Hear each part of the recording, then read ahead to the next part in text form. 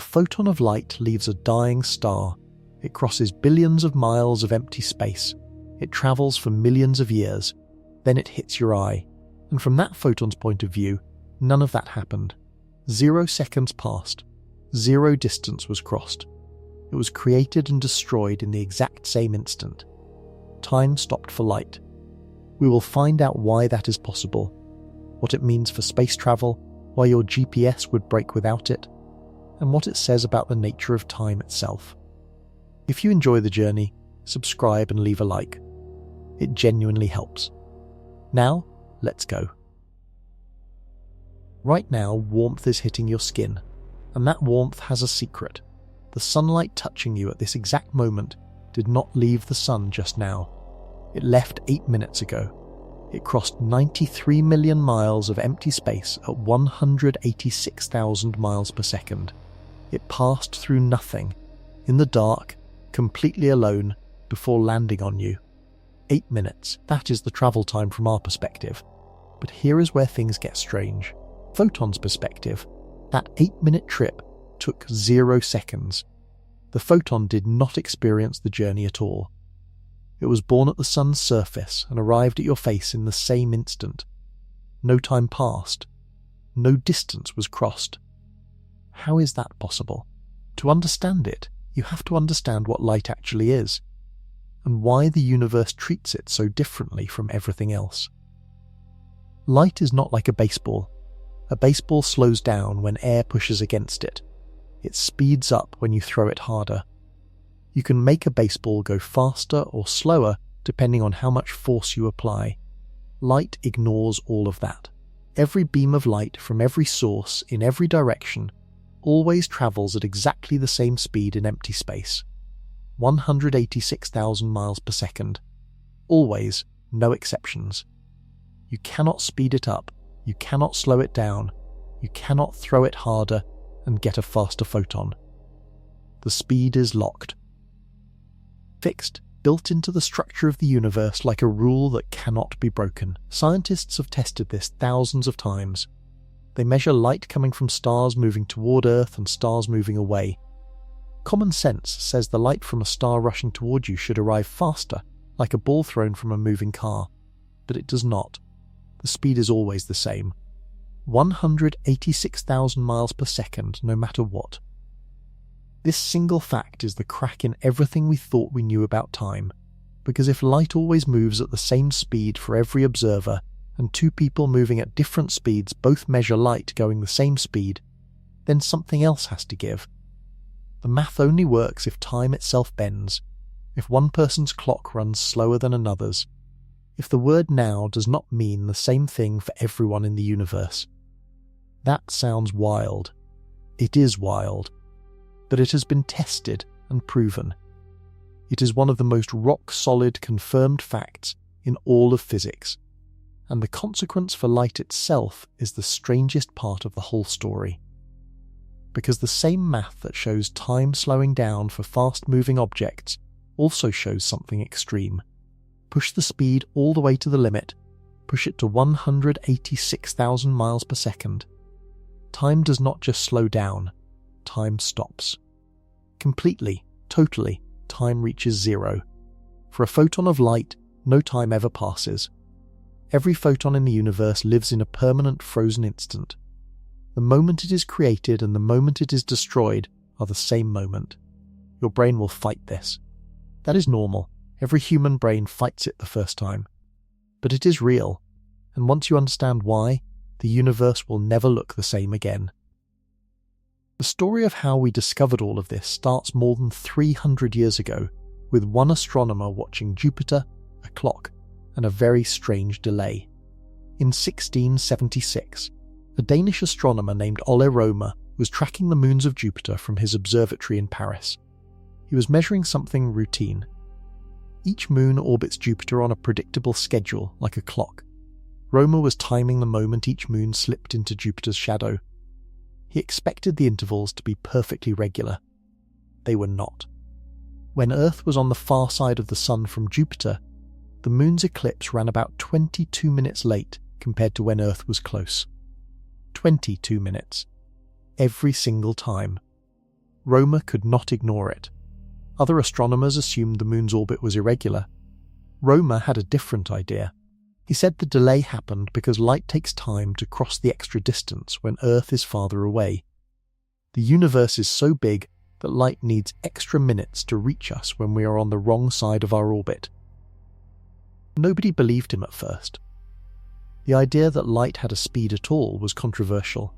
Most scientists assumed light travelled instantly, the same way a shadow appears everywhere along a wall the moment you flip a switch.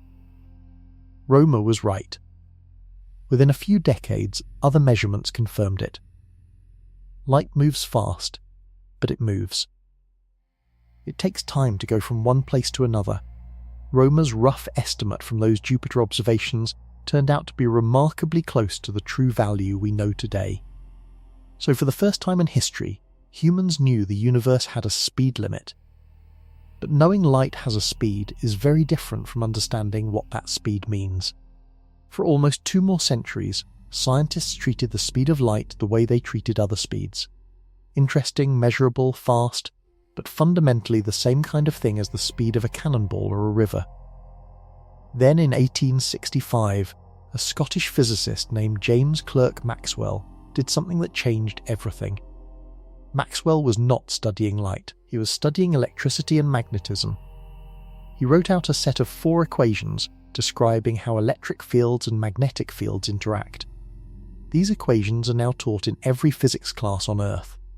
They describe everything from how your phone charges to how radio waves work. But when Maxwell looked at the math hidden inside his own equations, he found something he did not expect. His equations predicted the existence of a wave, an electromagnetic wave, a ripple of electric and magnetic energy travelling through space, and the speed those equations predicted for that wave was exactly the speed of light. Maxwell realised, to his own shock, that light is an electromagnetic wave, a ripple of energy. His equations had described light without ever mentioning it, and his equations had one other feature that nobody fully appreciated at the time. The speed they predicted was constant, absolute, the same value regardless of who was measuring or how fast they were moving. That hidden feature would sit quietly inside Maxwell's math for 40 years. Most physicists assumed it was just a quirk of the equations, a detail to clean up later. One teenager in Germany would pick up that detail and realise it was the most important thing in the universe. And the question he asked himself would eventually prove that time is not what any of us think it is. Albert Einstein was 16 years old when he asked a question that no adult physicist had bothered to take seriously. What would happen if you chased a beam of light? Not metaphorically, literally. Imagine you climb into a spaceship and accelerate toward a beam of light. You go faster and faster. You get close to the speed of light. And then you ask, from your point of view, how fast is the light moving away from you? Common sense says the answer should be close to 0. If you are running after a car going 60 miles per hour and you are driving 50 miles per hour, the car is only pulling away from you at 10 miles per hour. Get fast enough, and you close the gap. That logic works for everything humans have ever seen. Cars, sound, baseballs, rockets. But Maxwell's equations said light was different. They said the speed of light came out the same, regardless of how the observer was moving. If those equations were right, you could never close the gap. Even if you travelled at 99% of the speed of light, the beam ahead of you would still be moving away from you at the full 186,000 miles per second. Young Einstein stared at this problem for years. It was not just a puzzle, it was a contradiction. Two things that both seemed true could not both be true at the same time. Either Maxwell's equations were wrong about the constant speed, or something even more fundamental about motion was wrong. Einstein chose to trust the equations. In 1905, at age 26, he published a paper that solved the contradiction, but solving it required throwing out the assumption every physicist had made for centuries, that time ticks at the same rate everywhere for everyone. Einstein said time is not a fixed background, time is flexible. time stretches and compresses depending on how fast you move. He called this theory special relativity. Here is the core of it. Imagine two people. One is standing still. One is moving very fast. They both measure the speed of the same beam of light. They both get the same number. 186,000 miles per second. How can that be?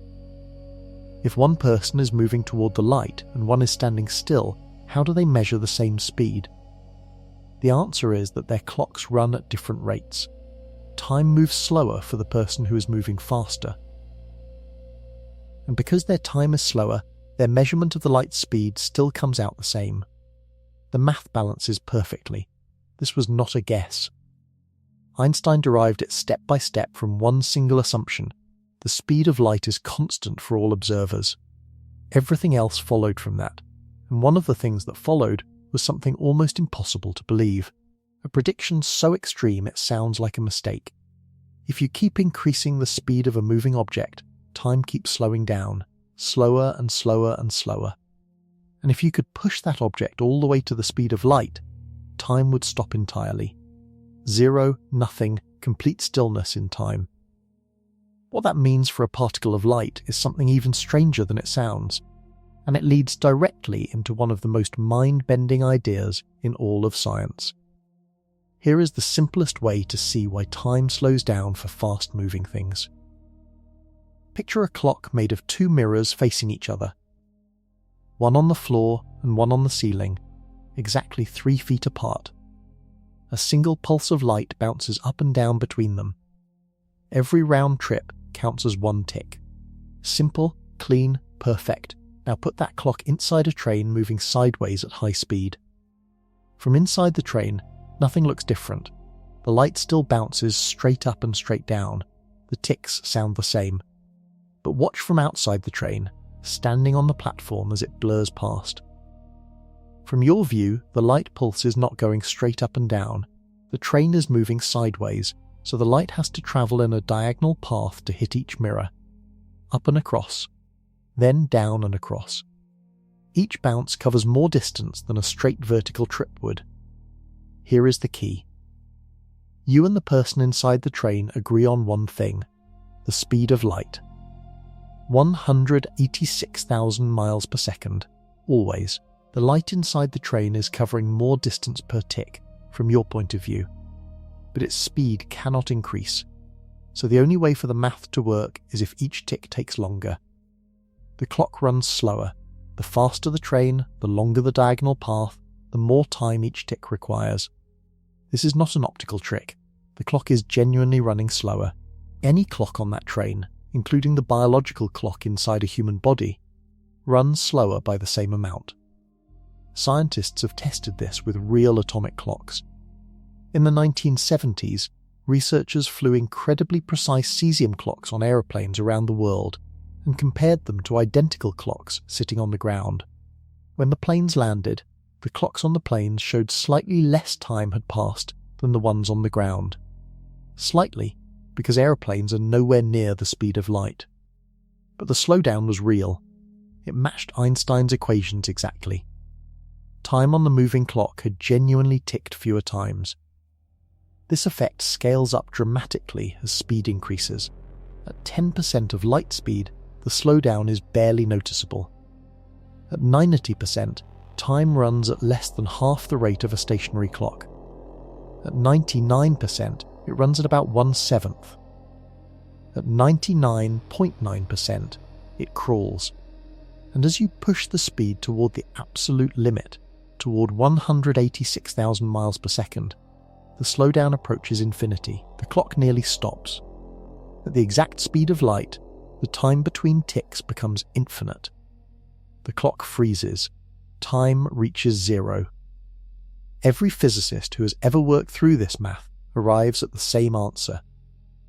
Approaching light speed means approaching a complete halt in the passage of time. And light itself travels at exactly that speed.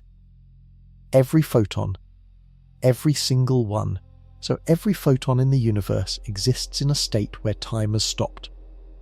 Completely, the moment a photon is born and the moment it dies are, from its own mathematical perspective, the same moment. There is no in-between, no middle, just creation, and then absorption, with nothing at all in between them. But time is only one side of this story. Space is doing something equally extreme at the same time, and it makes the whole picture even harder to believe. Time dilation is only half the picture, and the other half is just as strange. When an object moves fast, time slows down, that much is clear. But something else happens simultaneously, something that is just as real and just as strange.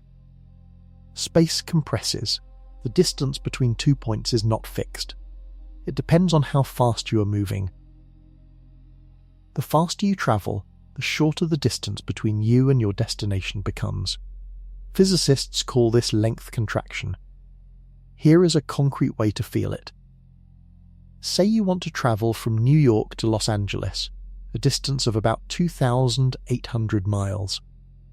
At normal car speed, 2,800 miles is 2,800 miles.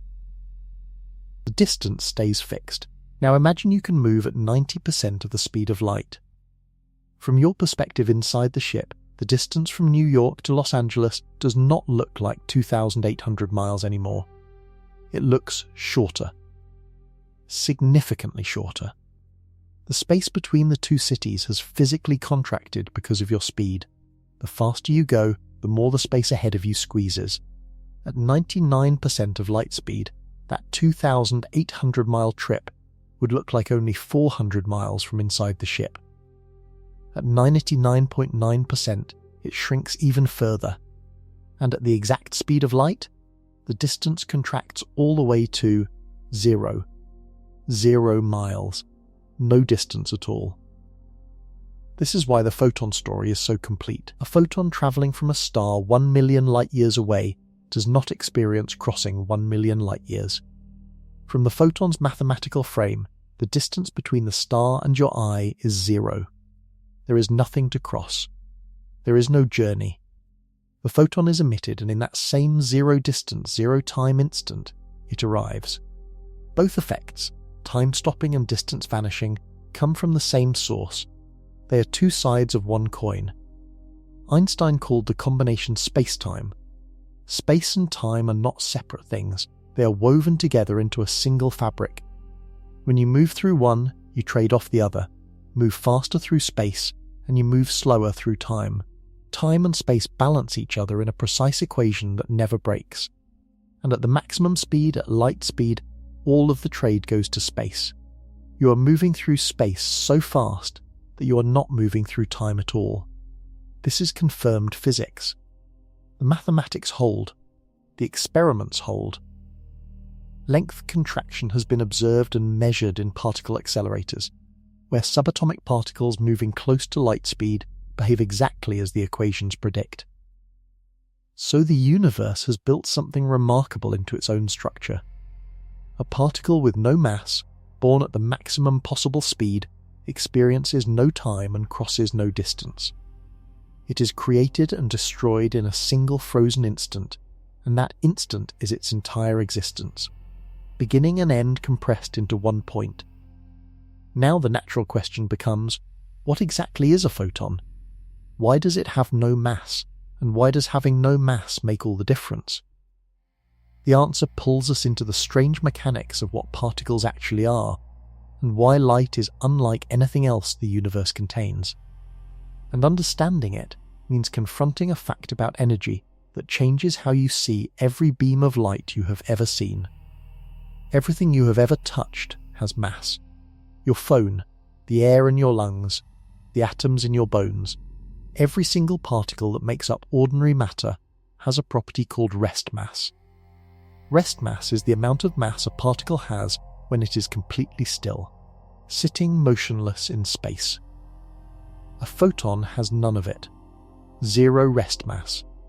A photon sitting still would have 0 mass. The thing is, a photon can never sit still. A photon without motion does not exist. The moment a photon is created, it moves, immediately, instantly, at the full speed of light. To understand why that matters, you need to understand what it takes to accelerate something with mass, energy, massive amounts of it. Imagine pushing a shopping cart. Easy, now imagine pushing a school bus. Harder, now imagine pushing an aircraft carrier. The more mass, the more energy you need to accelerate it. Now imagine trying to push something all the way to the speed of light. The math, which Einstein worked out in that same 1905 paper, shows something alarming. As a massive object approaches light speed, the energy required to accelerate it further keeps growing. Faster and faster the energy demand climbs. By the time you reach the speed of light, the energy required has become infinite. Literally, an infinite amount of energy to push one massive object to light speed. That is why nothing with mass can ever reach light speed. The universe runs out of energy before you get there. The speed limit is enforced by physics itself, but a photon has no rest mass. It does not need to be accelerated. The rules that trap massive objects below light speed do not apply to it. A photon is born at light speed the moment it comes into existence. It has never moved slower. It never will. Where do photons come from? They are released when electrons inside atoms change energy levels. An electron drops from a higher orbit to a lower one inside an atom, and the extra energy has to go somewhere. It gets released as a photon. One packet of light. One quantum of electromagnetic energy shooting outward at 186,000 miles per second. The sun releases an almost uncountable number of these every second. Every burning light bulb does the same. Every screen you have ever looked at emits photons the moment its pixels change state, and every single one of those photons, from the moment of its birth, has never experienced a single second of time. Now here is the part that even physicists argue about. If a photon experiences no time and crosses no distance, does it even make sense to say it has a perspective?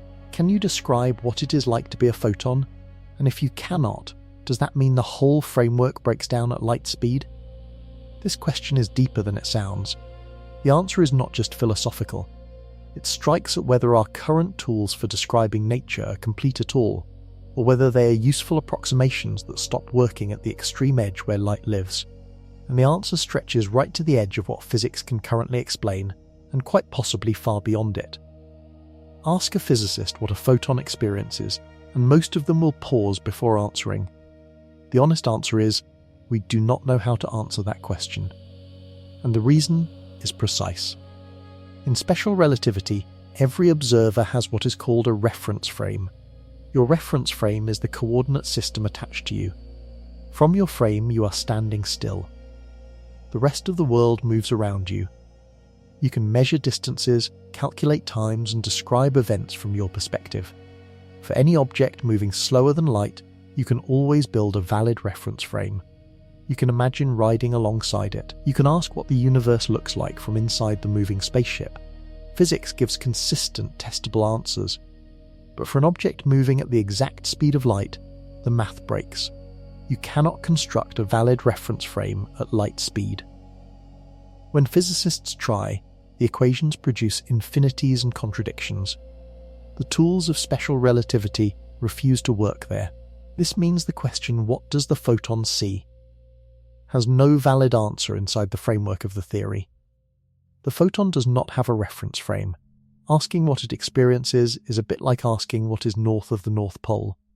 The question sounds valid but leads nowhere.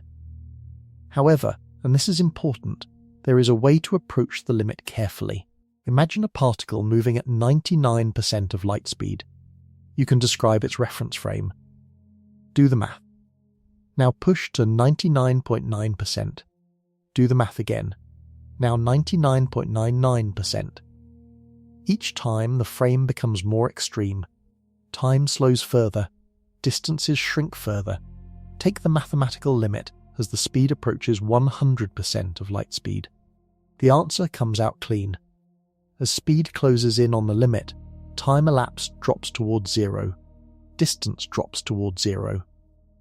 The entire universe, in this mathematical limit, collapses into a single instant with zero duration and zero length. Physicists call this taking the limit, and it tells us something real and useful, even though the exact value at light speed is technically undefined. It tells us that a photon's existence contains no interval, no duration, no gap between birth and death. Emitted at a star, absorbed by your eye. Same instant. So while we cannot say the photon experience is anything, we can say with confidence that no time separates the two endpoints of its existence. And that has a consequence that nobody talks about enough. The photon arriving at your eye right now from the Andromeda Galaxy, more than 2 million light-years away, carries information from 2 million years ago. From Earth's frame, it is ancient, tremendously old. From the mathematical limit of the photon's frame, it is brand new. Which version of reality is more real? Both are. That is the uncomfortable truth at the centre of relativity. Two observers measuring the same event get different answers for time, different answers for distance, and both are correct within their own frames. Time is personal. Completely personal, not universal. Every observer carries their own version of time, and all of those versions are equally real. There is no master clock sitting above the universe telling everyone what the correct time is. There never was. But there is one thing even stranger waiting just ahead.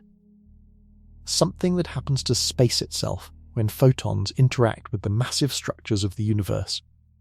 Something that bends their path without slowing them down, without aging them, without taking anything from them, and it happens everywhere you look, on every scale, in every direction across the sky. A photon travels in a straight line. That is one of the most basic things you learn about light. Beams go straight, shadows are sharp, lasers cut clean paths. Light does not curve by itself. Except when it does. In 1915, Einstein published a second, deeper theory called general relativity. Special relativity handled objects moving at constant speeds. General relativity tackled something harder: gravity. Einstein's insight was that gravity is not actually a force pulling objects toward each other, the way Isaac Newton described it. Gravity is a curve in the fabric of space-time itself. Massive objects, stars, galaxies, anything with enormous mass, bend the space around them the way a bowling ball sinks into a stretched rubber sheet. And when space bends, anything moving through it follows the curve, including light. In 1919, a team of scientists sailed to the island of Principe off the coast of Africa to observe a total solar eclipse. During those few minutes of darkness, stars close to the edge of the sun became visible, and those stars appeared shifted, slightly off from where they should have been. The sun's mass had bent space around it. The light from distant stars was following that curve, arriving at Earth from a slightly different angle than expected. The measurement matched Einstein's prediction exactly. Light bends around mass. This effect is called gravitational lensing. Massive objects act like giant glass lenses embedded in the universe. They bend and redirect light travelling past them. Astronomers use this effect intentionally now. They look for rings and arcs of distorted light around galaxy clusters, which reveals the mass of the cluster and helps map the invisible dark matter surrounding it. The lensing works on every photon travelling through the universe.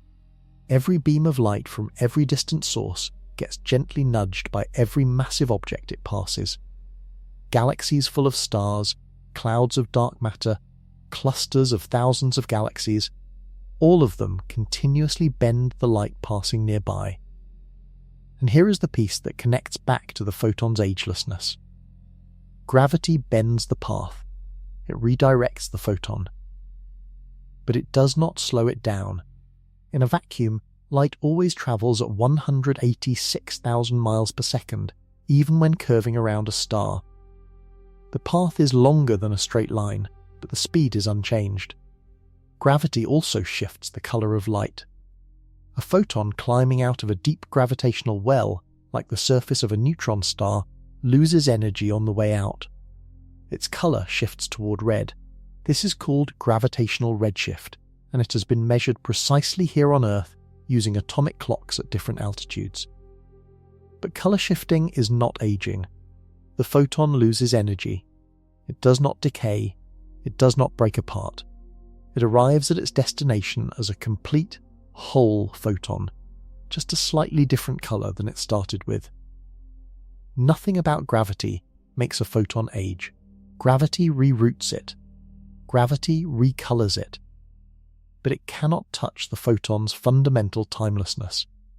But what happens to light when gravity becomes so intense that the photon cannot climb out at all? What happens when the gravitational pull is infinite? That question leads to the most extreme object in the universe, and to a boundary where our understanding of physics begins to crack. Every rule we have discussed so far has held up perfectly. Time slows at high speeds, distance shrinks, photons experience no time, gravity bends light, all confirmed, all tested. Then you reach a black hole, and the rules start bending in ways that terrify physicists. A black hole forms when a massive star dies. The star's core collapses under its own gravity, crushing down into an almost impossibly small point. The gravity around that point becomes so extreme that the space-time fabric does not just curve, it folds in on itself. And at a certain distance from the centre, a boundary forms. Scientists call it the event horizon. The event horizon is the point of no return. Cross it, and you are going in. Nothing comes back out. Nothing, gas, dust, light. Once it crosses the event horizon, it is gone from the observable universe. But here is what makes the event horizon so strange for light specifically. A photon right at the event horizon is in a very particular situation. It is trying to travel outward at 186,000 miles per second. The gravity pulling inward is exactly as strong as that outward speed. So the photon hangs there, perfectly balanced. 1 inch closer to the centre, and the gravity wins. The photon spirals in. 1 inch farther out, and the photon escapes. The event horizon is literally the surface where the escape speed equals the speed of light, and since nothing can move faster than light, nothing can escape from inside it. Now think about what time is doing near the event horizon. From far away, an outside observer watching something fall into a black hole sees it slow down. As the object approaches the event horizon, gravity's time dilation effect becomes extreme. The falling object appears to slow, stretch, and nearly freeze. It never quite seems to cross the line. It just slows to an almost complete stop at the edge. But from the perspective of someone falling in, they cross the event horizon in a moment and keep falling. Two observers, same event, completely different experiences of time. Inside the event horizon, the equations of general relativity stop producing sensible answers. Physicists call the centre of the black hole a singularity, a point where density becomes infinite and the equations break down completely. What actually happens there? Nobody knows. The current laws of physics cannot describe it. Scientists have proposed ideas ranging from a bounce into a new universe to a wall of pure energy to something so far outside human intuition that no current language can describe it. Some researchers believe time inside a black hole may stop entirely, compressed by gravity so extreme it mirrors what happens to photons at light speed. Others think a deeper theory, one that combines gravity and quantum mechanics, would replace the breakdown with something stranger we have not yet imagined. That deeper theory does not exist yet. It is the biggest unsolved problem in physics, and the closer you look at it, the more it resembles a direct confrontation with the limits of human understanding. Some physicists spend entire careers on this problem.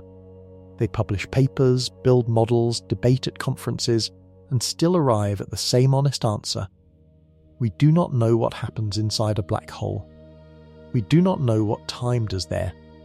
And the strangest part? Light is at the centre of that problem too. Physics has two master theories. General relativity describes gravity, space, and time on enormous scales.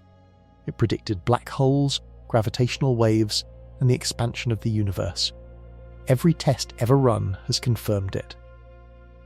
Quantum mechanics describes the behaviour of particles at the smallest scales.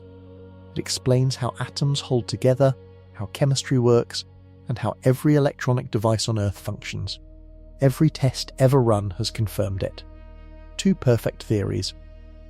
0 contradictions with observation, both completely reliable in their own territory. And they cannot be combined.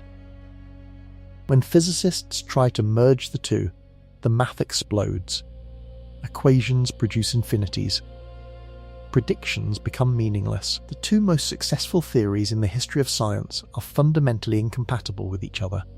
Light sits directly at the border between them. On large scales, light behaves as a wave, bending around galaxies and stretching across the universe. General relativity describes this beautifully. On small scales, light behaves as individual particles, as individual photons, interacting one at a time with single electrons. Quantum mechanics describes this beautifully. But which is light, really? A wave or a particle? The answer, confirmed by over a century of experiments, is both. Depending on how you measure it, light shows up as whichever one you are looking for. Shine it through 2 slits and it makes an interference pattern, a wave effect. Shine it at a metal surface and it kicks out electrons one at a time, a particle effect. Light is both things at once. And our theories for handling waves are different from our theories for handling particles. This wave-particle duality is one of the strangest confirmed facts in all of science, and it is still not fully explained. The unresolved tension between general relativity and quantum mechanics means there are questions about light we genuinely cannot answer yet. What happens to a photon right at a black hole's event horizon? Does it somehow carry quantum information out of the black hole, as some physicists think? Or does that information get destroyed, violating quantum mechanics? This debate is known as the black hole information paradox. It has been argued for decades. Multiple brilliant physicists have changed their minds on it. No clear winner yet. The answer requires a theory that unifies gravity and quantum mechanics. Physicists call this a theory of quantum gravity. String theory is one attempt. Loop quantum gravity is another. Neither is proven. Neither has produced a single experimental prediction that other theories could not also explain. But what makes the problem deeply personal to anyone on Earth is this. Gravity and quantum mechanics also govern everything about your daily life. Your GPs, your phone, the atoms in your body. A theory that truly unifies the two would represent the deepest understanding of reality humans have ever achieved. And getting there might require rethinking what light actually is at the most fundamental level. Physicists have been chasing this unification for nearly a century. Einstein himself spent the last 30 years of his life trying to merge gravity with electromagnetism and failed. The problem is that stubborn. The gap between the 2 theories is that deep. What we do know is this. Even without a unified theory, we have used Einstein's 2 theories to build technology that touches every person on Earth. Technology that would completely fail without accounting for the fact that time runs at different rates in different places. Every time you ask your phone for directions, it talks to a satellite. Actually, it talks to several satellites at once. The system, called the Global Positioning System, works by comparing tiny differences in the arrival time of signals from multiple satellites to pinpoint your location on Earth to within a few feet. The signals travel at the speed of light. The satellites are moving fast, orbiting Earth at roughly 8,700 miles per hour, and the satellites are far from Earth's surface, roughly 12,500 miles up, where Earth's gravity is weaker than at ground level. Both of these facts cause time to run at different rates. The satellites are moving fast, so their clocks run slightly slower than clocks on the ground, exactly as Einstein's special relativity predicts for moving objects. But the satellites are also high up where gravity is weaker, and weaker gravity means time runs slightly faster, exactly as Einstein's general relativity predicts. The 2 effects partially cancel each other, but not completely. When you add them up, the satellite clocks run faster than ground clocks by about 38 microseconds per day. 38 microseconds sounds like nothing, but the position calculations depend on timing signals down to the nanosecond. 38 microseconds of error per day, left uncorrected, would cause the system's position estimates to drift by about 7 miles every single day. 7 miles every day. Accumulating within weeks, your navigation would be so far off it would be useless. Engineers who built the system knew this. They programmed the satellite clocks to run at a slightly adjusted rate before launch, so that once in orbit, the relativistic effects bring them into sync with ground clocks. Your phone's navigation works because someone took Einstein's equations seriously. This is one of the most direct proofs available that time dilation is real and not just a thought experiment. If it were just theory, your GPS would be broken. The fact that you can find a restaurant 3 blocks away confirms that time runs at different rates depending on your speed and altitude. Every single day. Now think about what this means at extreme speeds, far beyond any satellite. Time dilation scales up dramatically as velocity increases. At satellite speeds, the effect is tiny. At a meaningful fraction of light speed, the effect becomes massive. A ship travelling at 80% of light speed would experience time running at roughly 60% of the rate felt by someone staying on Earth. For every 10 years that pass on Earth, the crew ages only 6. Push the speed higher, and the gap widens. At 99% of light speed, for every 7 years that pass on Earth, the crew ages only 1. The crew would arrive at a destination millions of miles away, step off the ship, and find a world that aged while they barely did. Their friends would be old or gone. Their families would have moved on. Light itself takes this to the ultimate extreme. For a photon, the gap between ship time and outside time is infinite. The photon ages 0 seconds, while the rest of the universe ages any amount of time at all. Which brings us to the most dramatic real-world demonstration of light's timelessness, the oldest light in the universe, arriving at our telescopes right now, still perfectly fresh. About 380,000 years after the Big Bang, the universe did something it had never done before. For the first 380,000 years of its existence, the universe was so hot and so dense that light could not travel freely. The entire cosmos was a thick, glowing plasma, like the inside of a star stretched across all of space. Photons tried to move but immediately collided with charged particles and bounced in random directions.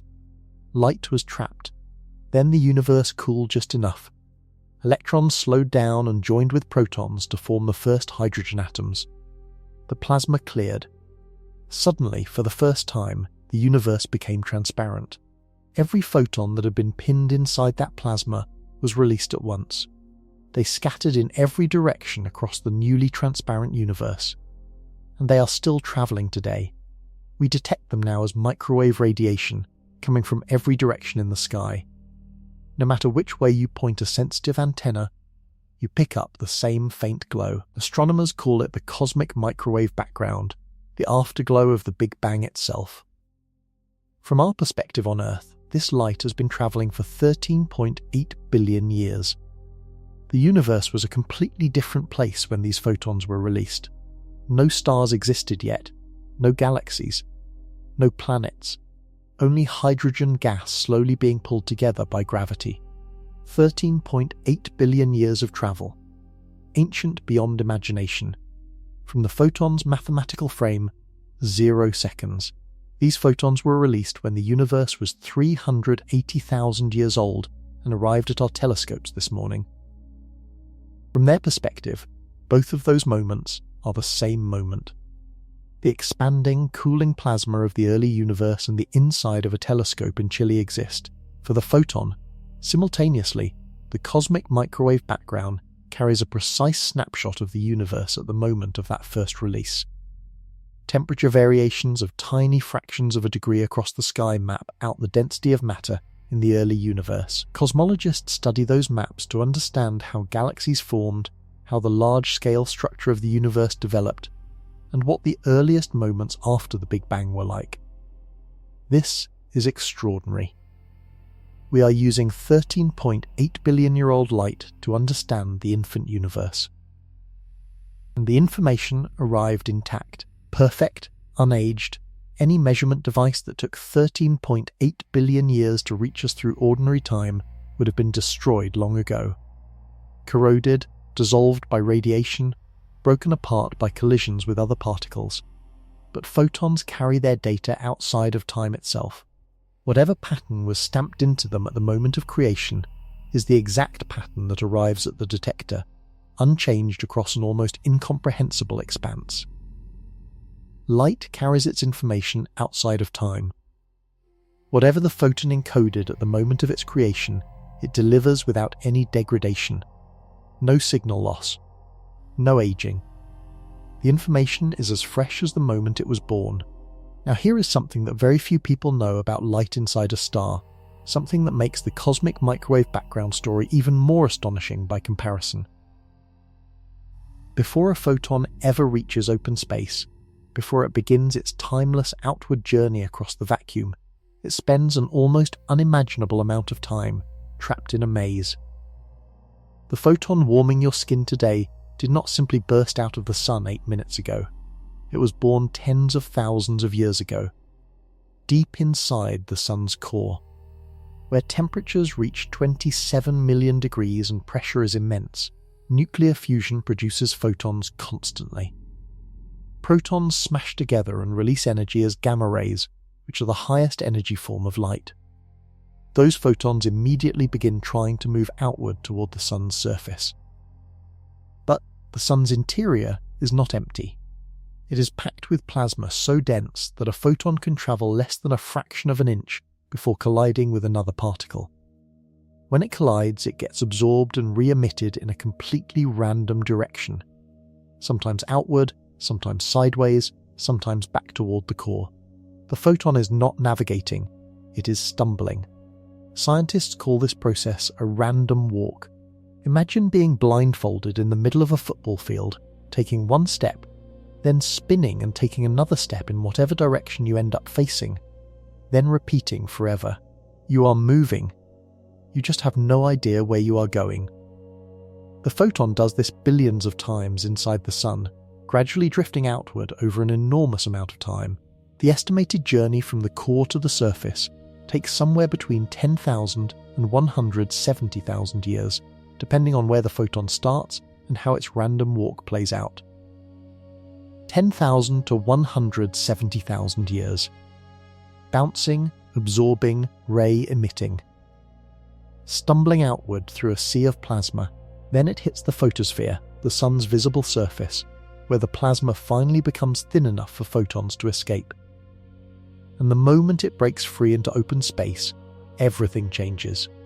No more collisions, no more random bouncing, open vacuum in every direction. 8 minutes to Earth.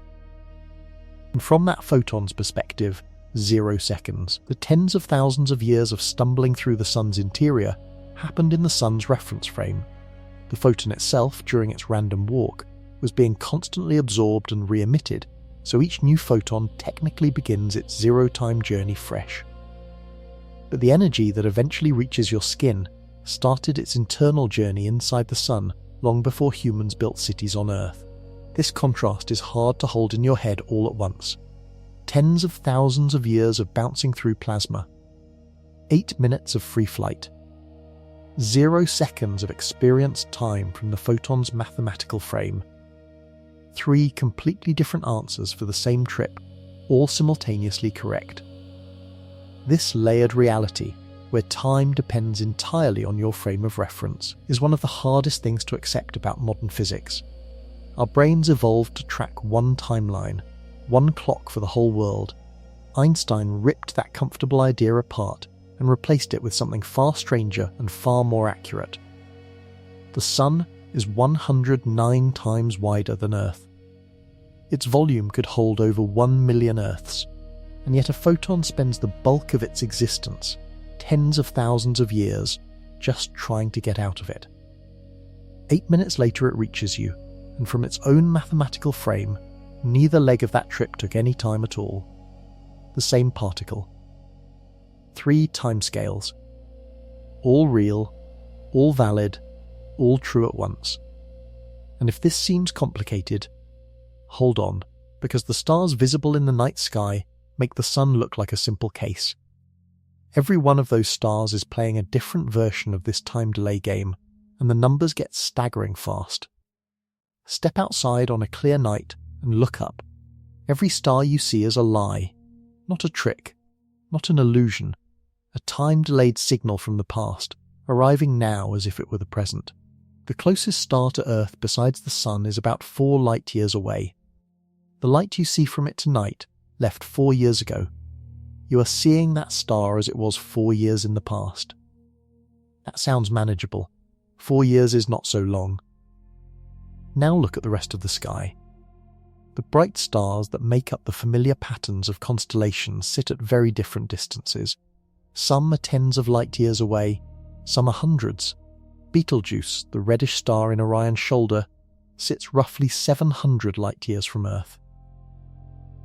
The light arriving tonight from Betelgeuse left during the 1300s, when the Black Death was sweeping across Europe. You are looking at history. And Betelgeuse is unstable. It is a massive red supergiant star that scientists expect to explode as a supernova at some point in the next 100,000 years. Maybe sooner. Maybe tomorrow. There is genuine uncertainty. Here is the unsettling part. Betelgeuse might have already exploded, 700 years ago, and the light from that explosion is right now crossing the space between us, travelling at 186,000 miles per second toward Earth, and we will not know it happened until that light arrives. When it does, Betelgeuse will briefly outshine the full moon, visible in daylight. A spectacular flash, and it will be the news of an event that happened 7 centuries ago. The Andromeda Galaxy, which appears as a faint smudge visible to the naked eye on dark nights, sits 2.5 million light-years away. The light from Andromeda reaching your eyes tonight left before our species existed. Modern humans arrived on Earth roughly 300,000 years ago. The Andromeda light arriving tonight is about 8 times older than our entire species. Every photon from every distant object carries the same property. Born in the past. Arriving now. 0 seconds of experienced time in between. This is why astronomers describe looking at distant objects as looking back in time. When telescopes like the James Webb Space Telescope observe galaxies 13 billion light-years away, they are seeing those galaxies as they existed 13 billion years ago, early in the universe's history. We cannot see what those galaxies look like today. The light that would show us has not arrived yet. The night sky is a museum. Every point of light is an artifact from a different moment in time, and the photons carrying those images have been travelling toward you unchanged, timeless, for longer than imagination can comfortably hold. Astronomers have built their entire science around this delay. The farther a telescope can see, the further back in time it reaches. Looking at something 1 billion light-years away means studying the universe as it was 1 billion years ago. The present-day universe, as it exists right now across its full extent, is invisible to us. We can only see the past. Every generation of telescope has pushed that window back further. And each time, the universe has looked different.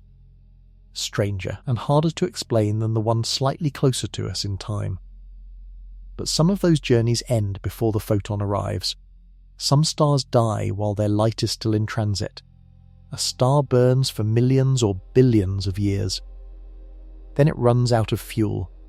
Depending on its size, a star can fade slowly into a dim ember, or it can detonate in a supernova explosion so powerful it outshines an entire galaxy for a few weeks. Either way, at some point, the star goes dark. The photons stop coming, but the photons already in transit keep going. Every beam of light the star ever released is still out there, spreading through space. A star that went dark 300 years ago is still sending its image across the universe. Any civilization within 300 light years is still seeing it shine. They have no way of knowing it is gone. The news has not reached them yet. From those photons' perspective, they were created and they will be absorbed, and both happen in the same moment. The star's death is irrelevant to them. They carry their signal forward regardless. Now consider a more extreme version. Gamma-ray bursts are the most violent events observed in the universe. When the core of a massive star collapses into a black hole in seconds, it releases more energy in that brief moment than our sun will release across its entire 10 billion year lifespan. The flash of photons from a gamma-ray burst can be detected across the observable universe. Scientists have observed gamma-ray bursts from sources more than 13 billion light-years away. The explosion happened when the universe was less than 1 billion years old. The star no longer exists. The galaxy it lived in has completely changed. But the photons from that ancient detonation crossed 13 billion light-years, arrived at Earth's orbit, triggered detectors on a space telescope, and delivered their message. 0 seconds of experienced time. 13 billion years of distance. Same instant. And here is something that puts the scale in perspective. The speed of light, 186,000 miles per second, sounds impossibly fast. It is fast enough to circle Earth 7 times in 1 second. Fast enough to reach the Moon in just over a second. But the universe is so vast that even at that speed, light takes staggering amounts of time to cross meaningful distances from our perspective. The observable universe stretches about 46 billion light-years in every direction from Earth. A photon crossing that full distance, if one could, would take 46 billion years from our view. From the photon's view, 0. All of that space, all of that time, compressed into a single point of experience that contains no experience at all. The photon you might shine from a flashlight into deep space tonight would keep going, past the edge of our solar system, past nearby stars, into the vast emptiness between galaxies. It would never stop. Nothing would decay it. Nothing would slow it. It would outlast every star currently burning in the universe. A human's light lives on after them. Every photon ever released by every human-made light source is out there right now. The first electric streetlights flickered on in the 1880s. Those photons have been travelling for over 140 years. They are already more than 140 light-years from Earth, still moving, still carrying their signal, still perfectly intact. And speaking of things living on, there is one form of light so old, so perfectly preserved, so staggering in what it carries, that it changed everything astronomers thought they understood about the universe's birth. In 1964, 2 engineers at Bell Laboratories in New Jersey were building a microwave antenna for satellite communications. Arno Penzias and Robert Wilson had a problem. No matter which direction they pointed the antenna, they picked up a faint, persistent hiss of microwave noise. They checked the equipment. Solid, they checked for interference from nearby cities. Nothing, they found pigeons nesting inside the antenna and removed them. Cleaned everything. The hiss remained. It was coming from everywhere in the sky equally. What Penzias and Wilson had stumbled onto, without looking for it, was the cosmic microwave background. The oldest light in the universe, the afterglow of the Big Bang, released 380,000 years after the universe was born, now cooled and stretched by billions of years of cosmic expansion into microwave frequencies. They had no idea what it was at first. A colleague pointed them toward a theoretical prediction made by George Gamow and his team years earlier. The Big Bang theory had predicted that if the universe began in an extremely hot, dense state, the afterglow of that heat should still be detectable today, cooled by the expansion of space into a faint microwave glow. The hiss was exactly that glow. Penzias and Wilson won the Nobel Prize in Physics in 1978 for the discovery. Since then, multiple space missions have mapped this radiation in extraordinary detail. The most precise maps reveal that the temperature of this glow varies across the sky by tiny fractions of a degree. Regions that were slightly denser in the early universe are a hair warmer. Regions that were slightly less dense are a hair cooler. Those tiny temperature differences are the seeds of everything. The denser regions had slightly stronger gravity. Over hundreds of millions of years, that gravity pulled in hydrogen gas. Gas clouds collapsed into the first stars. Stars clustered into the first galaxies. Galaxies grouped into clusters. Every structure in the universe today, including the Milky Way, including the Sun, including Earth, traces back to those tiny temperature ripples in the cosmic microwave background. We are reading the universe's birth certificate, and the photons delivering that information to our telescopes are, from our perspective, 13.8 billion years old. From their own mathematical frame, they are brand new. They carry the exact pattern of that early universe. Every fluctuation, every variation, delivered intact across a span of time that no physical object could survive. The universe left us a message about its own beginning, encoded in light that cannot age, and we have only recently developed the technology to read it. Every photon in that background has been moving since before the first star ever lit up, before gravity had time to pull hydrogen into dense enough clouds to ignite nuclear fusion, before any object in the universe had a solid surface. These photons are older than everything except the atoms that make up ordinary matter. But these ancient photons only tell us about 380,000 years after the Big Bang. The very first instant, the first fractions of a second, is even harder to access. And some physicists think the deepest mysteries of light might be found there. In a question that science has not fully answered, did light always travel at exactly the speed we measure today? That question has been asked seriously, and the answer is more complicated than most people realize. The speed of light is treated as one of the most fundamental constants in physics.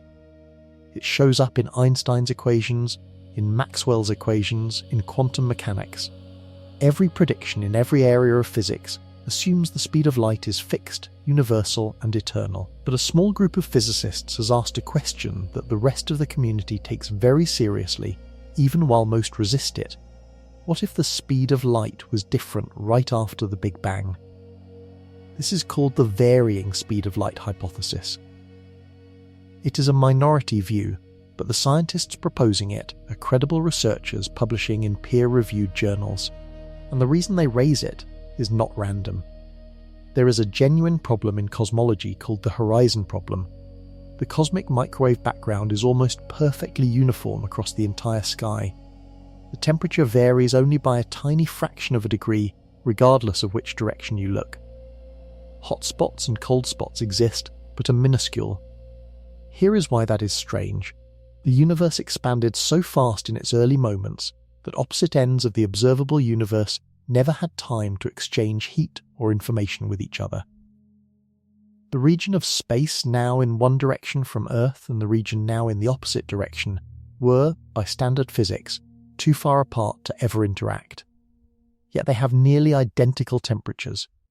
How do two regions that could never communicate reach the same temperature? It is like two pots of water on opposite sides of a room, each reaching the exact same temperature, even though you never connected them with any pipe. The standard answer is a period of extremely rapid expansion called cosmic inflation, which stretched the universe so fast that what was once a tiny, well-mixed region became the entire observable universe. Inflation is widely accepted and supported by evidence, though the details remain debated. The varying speed of light hypothesis offers a different answer. If light moved much faster in the first fractions of a second after the Big Bang, then those distant regions had time to exchange heat and information before they were separated by expansion. The uniformity would be explained without inflation. This idea is speculative. Most physicists favour inflation. The evidence for a constant speed of light across cosmic time is strong, but the hypothesis has not been ruled out. and some experiments are designed to look for tiny variations in the speed of light at different energies, which could hint at deeper structure. If the speed of light ever changes, even slightly, every equation in physics needs to be re-examined. The speed of light is not just a fact about photons. It is threaded through the architecture of the universe so deeply that changing it would change everything. Time, space, mass, energy, all of them connect through the speed of light. A universe where that constant changes is a universe operating by different rules than the one we think we inhabit. And we genuinely do not know with certainty that it has always been exactly what it is today. The first instant of the universe remains in many ways the deepest mystery in physics, and the deeper you look into that mystery, the more you find light sitting right at the centre of it, unchanged, timeless and stranger than anything else the universe contains. In 1971, two physicists named Joseph Hafele and Richard Keating bought airplane tickets. Not for vacation, for an experiment. They boarded commercial flights carrying extremely precise atomic clocks. One set of planes flew east around the world, another flew west. A matching set of clocks sat on the ground. After the flights landed, the scientists compared all the clocks. The airborne clocks were off, by tiny amounts, different amounts depending on direction, but off. The differences matched Einstein's predictions almost exactly, accounting for both the speed of the planes and the change in altitude. That experiment confirmed something that had been predicted in equations for 66 years. Moving clocks run slow. Airplanes move at a few hundred miles per hour. The effect is tiny. But scale the speed up, and the effect scales with it.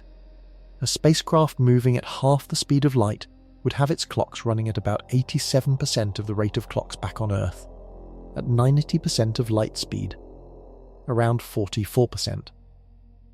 At 99%, just over 14%.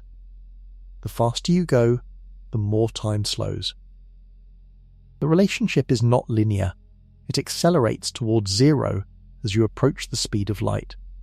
Now imagine a crew boarding a ship capable of travelling at 99.99% of light speed. Their mission: reach a star system 40 light years from Earth. From Earth, the trip looks like it takes about 40 years. From inside the ship, because of time dilation, the crew experiences far less. At that speed, the crew ages only a fraction of 1 year during the entire journey. They arrive. Step out. The star system looks exactly as their instruments predicted, but when they send a message back to Earth, they learn that 40 years have passed at home. Friends are old, family members may have died, the world moved on without them. They did not travel to the future intentionally.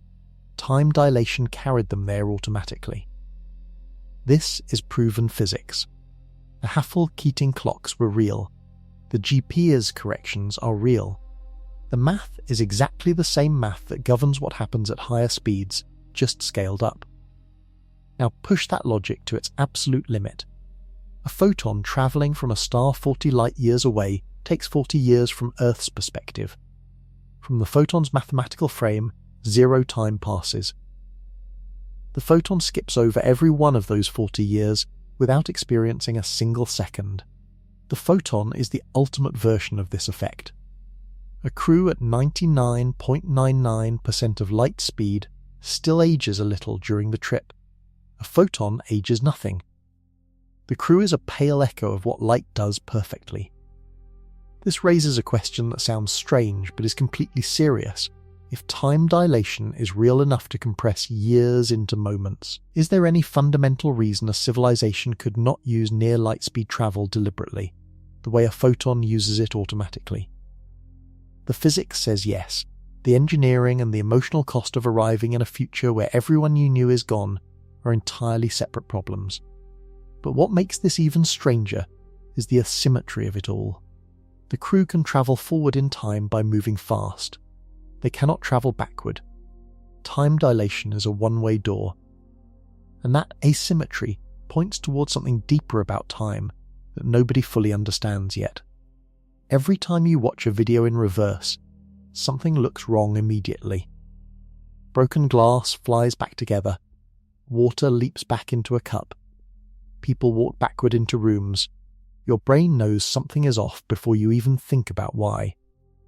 Physics has a name for this: the arrow of time.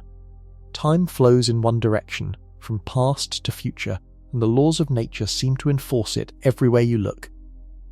But here is the strange part. Most of the fundamental equations of physics work equally well in both directions. The math describing two particles colliding looks the same whether you run it forward or backward. The equations of gravity do not care which direction time flows. Even light behaves symmetrically in the equations. So why does time have an obvious direction at all? The leading answer comes from a concept called entropy. Entropy is roughly the measure of disorder in a system. A room full of organized books has low entropy. The same room with books scattered randomly has high entropy. The natural tendency of the universe is for order to break down into disorder. This is called the second law of thermodynamics, and every experiment ever run has confirmed it holds. When a photon is emitted from an atom, energy flows outward in all directions. Entropy increases. The reverse process, where scattered light spontaneously focuses back into a single atom, is physically possible according to the equations, but never actually happens. The probability is so low, it may as well be zero. This is why your video looked wrong in reverse. Entropy was flowing backward on screen, but it never flows backward in reality. Now apply this to light and time. A photon born at a star and absorbed by your eye represents a one-way transaction. Energy flows outward, entropy increases, and the arrow of time points forward through the transaction. The photon carries that direction with it. But the photon itself experiences no direction at all. No time passes for the photon. There is no forward or backward from its mathematical frame. The arrow of time exists for everything in the universe that experiences time. The photon sits outside that arrow entirely. This creates a picture worth sitting with for a moment. The photon is timeless in a way that has nothing to do with the arrow of time. Everything else, every particle, every galaxy, every human being, rides the arrow forward. The photon simply does not ride it. It was never on board. Scientists have searched hard for a deeper reason why entropy always increases, rather than sometimes decreasing. The most widely accepted explanation traces the arrow of time back to the Big Bang itself, which started the universe in an unusually low entropy state, and allowed entropy to climb ever since. Why the Big Bang created that low entropy starting point is itself an open question. The photon, sitting outside of time, gives no answer, but it keeps pointing at the question.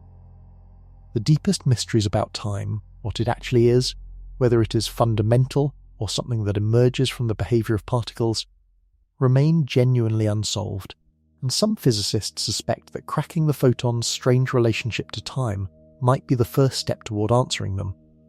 That possibility takes the idea even further, and the place it leads is one of the strangest proposals in modern physics, a proposal that suggests the photon is not merely indifferent to time, but is somehow more fundamental than time itself. This one takes some courage to sit with. Most people, including most scientists, treat time as obviously real.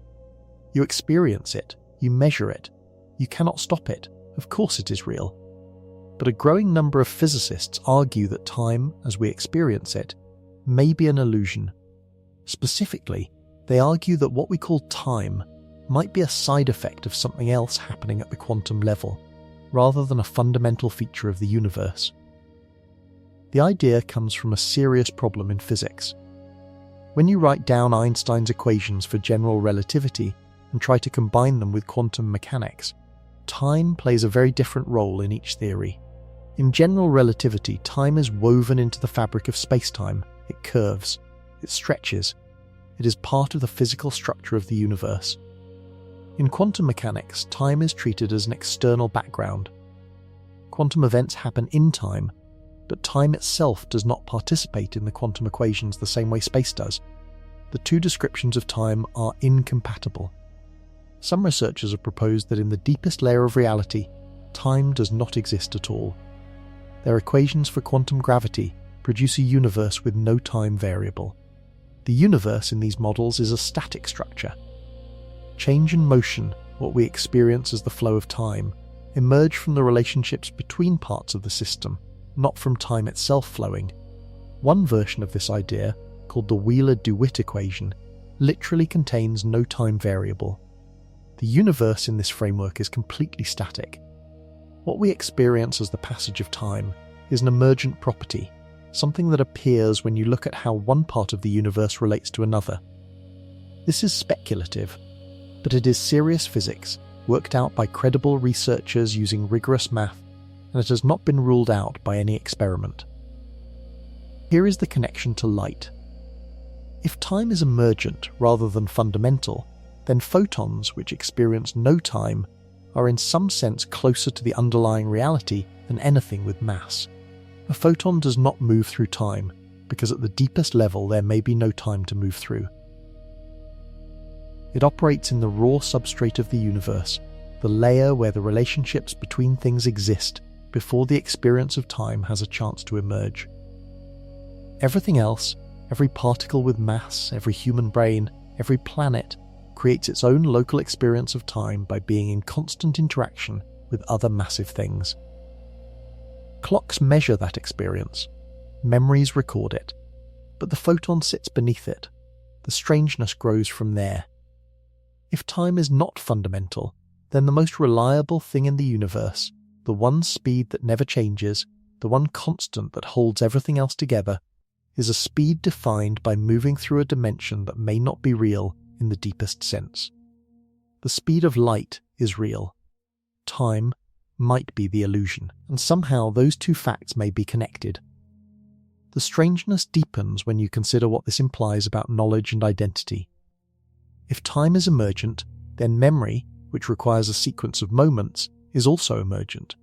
And consciousness itself, which moves through time accumulating experience, might be an emergent process sitting on top of a universe that, at its most basic level, contains none of that flow at all.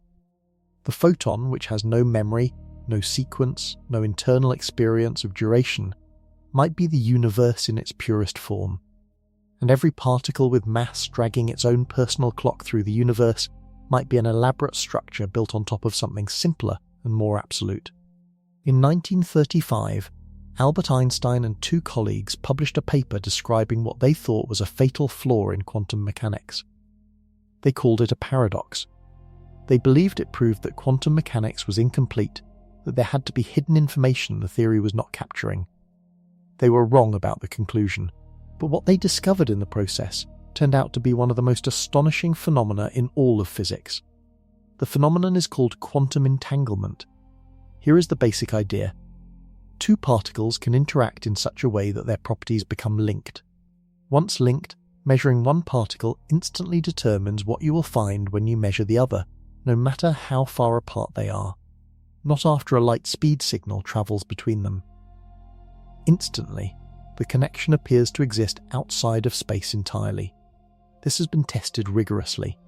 Experimenters have taken pairs of entangled photons, sent them to detectors miles apart, and measured them simultaneously. The correlations between the results are too strong to be explained by any signal passing between the particles. The results have been replicated across dozens of laboratories worldwide. Entanglement is real and confirmed. Einstein found this deeply troubling. He called it spooky action at a distance and spent years trying to explain it away. He thought there must be hidden information the particles were carrying that predetermined the results. This is called the hidden variable theory. In the 1960s, a physicist named John Bell devised a test to check whether hidden variables could explain entanglement or whether the connection truly had no local explanation. Decades of experiments have since run that test. The results consistently rule out local hidden variables.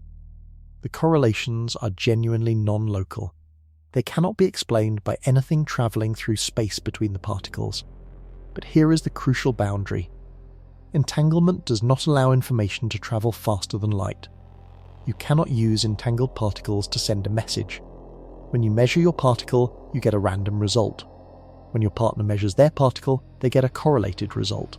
But neither of you knows what the other got until you compare notes through an ordinary channel, which is limited to light speed. The correlation exists, the communication does not.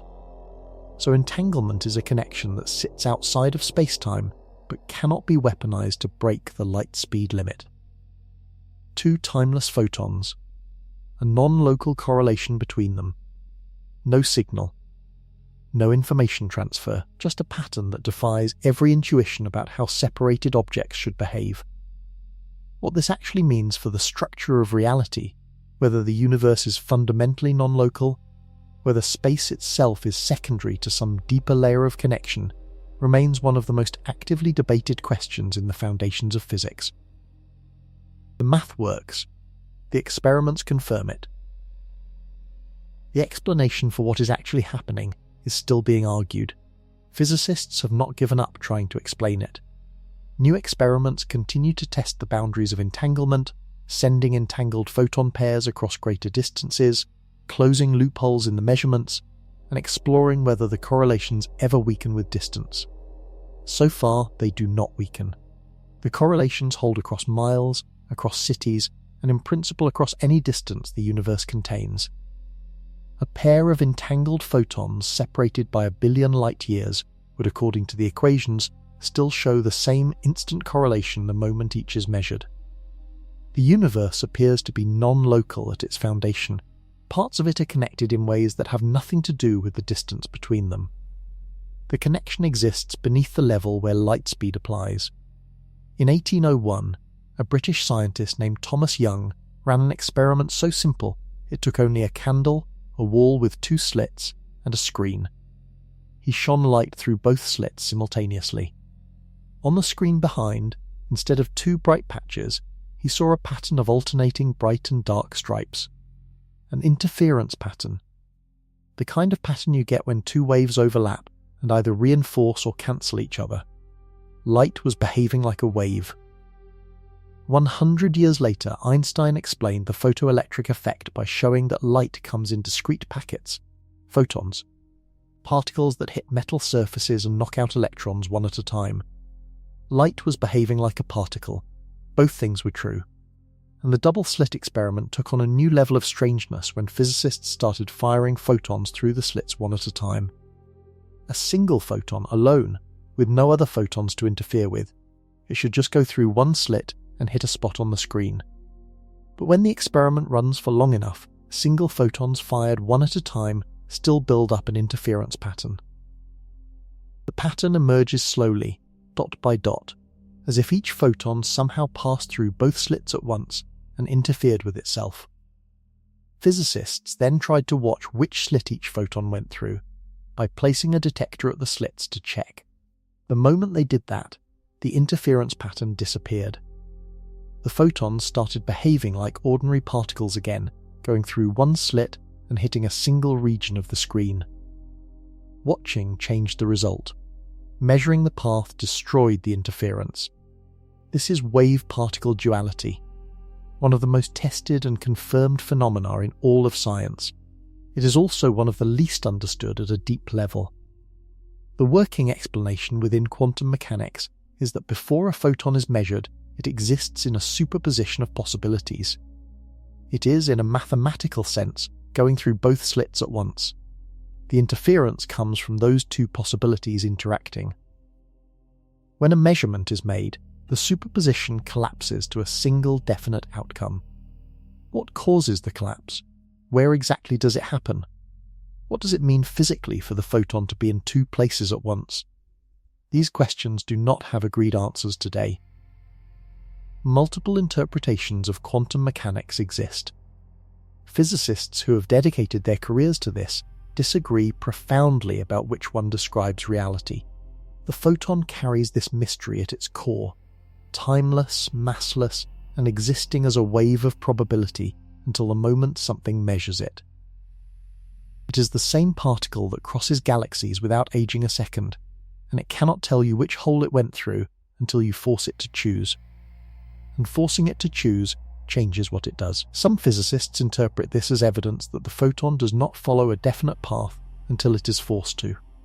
Others argue that all possible paths are real simultaneously, in different branches of a vast and branching universe that splits every time a quantum measurement is made. Still, others say the mathematics is complete, and the question of what is really happening is simply unanswerable. The double-slit experiment has been running in various forms for over 200 years. It has been refined with lasers, with single photon detectors, with delays inserted between emission and detection. Every version confirms the same result. The interference pattern is real. The collapse upon measurement is real. The underlying mechanism is still genuinely unknown. A particle of light that cannot be watched without being changed is a particle that keeps secrets, and the universe seems to have built that property in deliberately at the lowest level. Light is not one thing, it is a spectrum. Every colour you have ever seen is a different frequency of electromagnetic wave. Red light oscillates at lower frequencies, blue light oscillates higher, ultraviolet sits above blue, invisible to human eyes. Infrared sits below red, also invisible to us, but detectable as heat. Beyond those, the spectrum continues in both directions. Radio waves at the lowest frequencies, with wavelengths longer than a football field.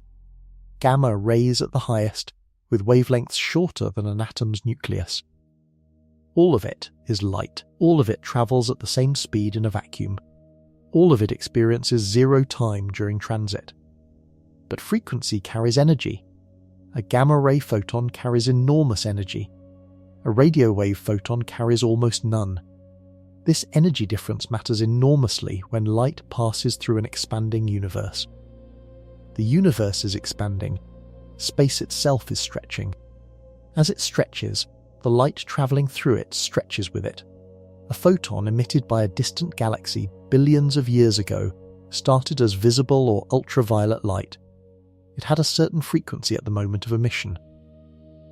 But as the universe expanded during the billions of years that light was in transit, the wavelength of the photon stretched along with space.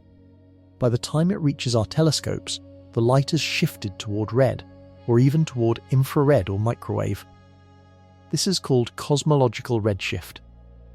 It is how astronomers measure how fast distant galaxies are moving away from us. The more redshifted the light, the faster the galaxy is receding and the farther back in time we are seeing it. But the photon carrying that redshifted light still experienced 0 seconds of transit. From the photon's mathematical frame, it was emitted at one energy and absorbed at a lower energy, both events in the same instant. The universe expanded around it. The photon had no experience of that expansion. The redshift records the universe's history. The photon itself is unchanged in its timelessness. This is how we know the universe is expanding. This is how Edwin Hubble confirmed in 1929 that distant galaxies are moving away from us in every direction. The further they are, the faster they recede. And it is how scientists determined in 1998 that the expansion is not slowing down. It is speeding up. Something is pushing the universe apart faster and faster. Scientists call it dark energy. They do not know what it is. It makes up roughly 68% of all the energy in the universe, and every telescope ever built revealed its existence through the redshift of light. Light carries the universe's autobiography. The universe's expansion, written in the redshift of light, is one of the most important discoveries in the history of science. But the story does not stop at dark energy. The same technique of analysing the specific frequencies emitted or absorbed by atoms, the spectral fingerprint of hydrogen, helium, oxygen, and dozens of other elements, has allowed astronomers to determine the composition of stars and galaxies millions of light years away. They can measure whether a distant star contains heavy elements, which only form in the cores of older generations of stars. They can detect the presence of specific molecules in the atmospheres of planets orbiting other stars. Light carries chemical information across distances no probe can cross. It has told us what the universe is made of, how it has changed over time, and where the heaviest elements come from. Every element heavier than iron was forged in a stellar explosion, and light from those events carried the proof. That same light delivers the chemical history of the universe to any detector patient enough to collect it. Light is how we know everything we know about the universe. Every star, every galaxy, every cloud of gas we have ever mapped was found because it emitted or reflected electromagnetic radiation of some kind. Radio waves, visible light, X-rays, infrared, all of it light, all of it arriving at our instruments having experienced zero time from its own perspective. But the universe does not care about our instruments, and most of it makes no light at all. About 27% of the universe is dark matter. It has mass. It exerts gravity. Galaxies rotate the way they do because of it. The stars at the edges of a galaxy move too fast to be held in orbit by visible matter alone. Something extra is gripping them. That something is dark matter, and it fills the halos of galaxies like an invisible scaffold. Without it, galaxies would fly apart. Dark matter emits no light, reflects no light, and interacts with nothing except through gravity. No telescope has ever detected it directly. It is completely invisible. About 68% of the universe is dark energy, the force accelerating the expansion of space. It fills every corner of the universe. It is pushing everything apart right now, and we have no idea what it is or where it comes from. That leaves roughly 5% of the universe made of ordinary matter. Atoms, protons, neutrons, electrons, everything you have ever seen or touched or measured. Every galaxy photographed by every telescope ever built falls inside this 5%. 5%. The universe as we can observe it through light represents only a tiny slice of what actually exists. The 95% that produces no light is completely beyond the reach of any conventional telescope. We know dark matter exists because of how its gravity bends light passing by. The gravitational lensing technique, which measures the distortion of background galaxy shapes, has mapped the dark matter distribution in galaxy clusters. We know dark energy exists because of how distant supernovae appear fainter than expected, revealing the accelerating expansion. Both discoveries used light as the detective tool. Both also revealed the hard limit of what light can tell us. The universe is far larger and far stranger than anything our light-based telescopes can map, and regions expanding away faster than light speed are permanently cut off.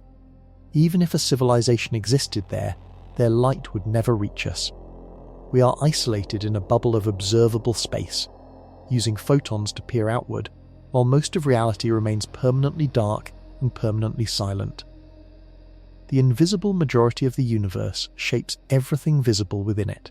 Dark matter forms the skeleton on which galaxies and galaxy clusters grow.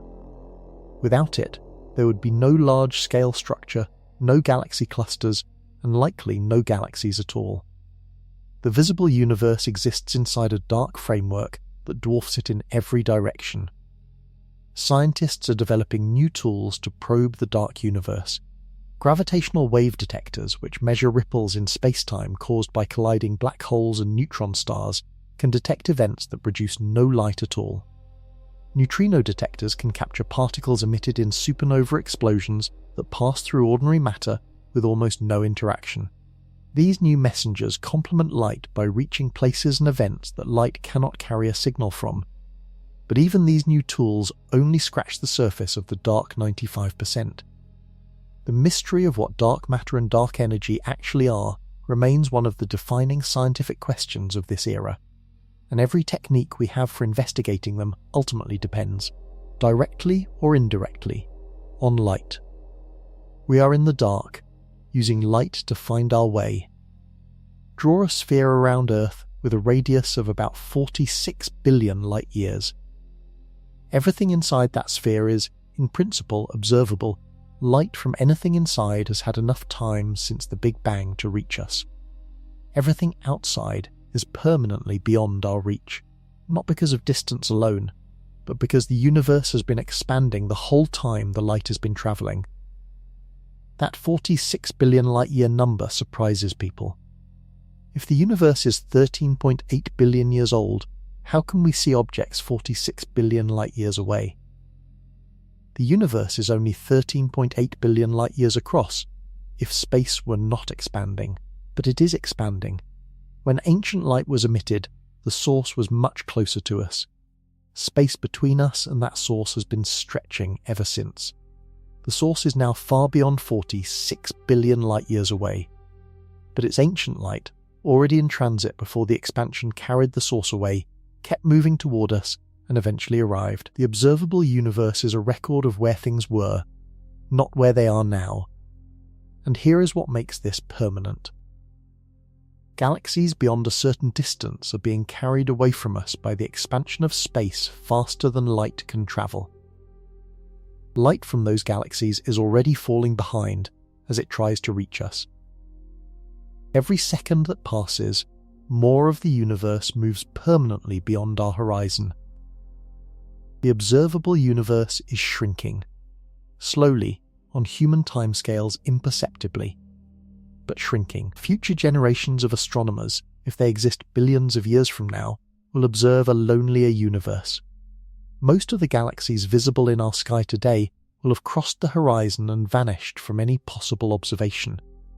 Those future observers will see a smaller cosmos and might conclude, incorrectly, that they are essentially alone. They will have no way to know that billions of galaxies exist beyond their horizon, permanently out of reach. Every photon arriving at us from near the edge of the observable universe has crossed a distance so vast that comparing it to anything human scale becomes meaningless. And each of those photons, from the mathematical limit of its own frame, was born and absorbed in the same instant. 46 billion light-years. Zero time. The photon is the only thing that makes the observable universe observable at all. Without its timeless transit, the light from distant objects would never arrive intact. The universe would be permanently silent. Consider what this horizon means in practical terms. A civilization that evolved 1 billion years ago in a galaxy now beyond our observable horizon has had no causal connection to us since before Earth formed. No message, no signal, no observation can ever bridge that gap. Whatever discoveries they made, whatever they built or destroyed, remains permanently outside our universe in the only sense that matters physically. And the same is true from their side. If they exist, they are looking out at their own observable bubble, completely different from ours. The vast majority of our galaxy and everything in it is beyond their horizon. We are mutually invisible in a way that no future technology changes. This is confirmed cosmology. The expansion of the universe creates these permanent separations, and the rate of expansion means the separations grow larger every day.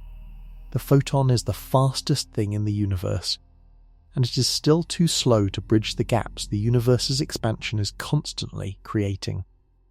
Light speed is enormous. The universe is enormously larger than light speed can cope with. That asymmetry, speed enormous by human standards but still finite in an infinite expanding cosmos, defines the ultimate limits of what any civilization can ever know. The most extreme example of light's relationship with gravity is a situation where light loses entirely. A neutron star is a collapsed stellar core so dense that a teaspoon of its material would weigh about 10 million tons.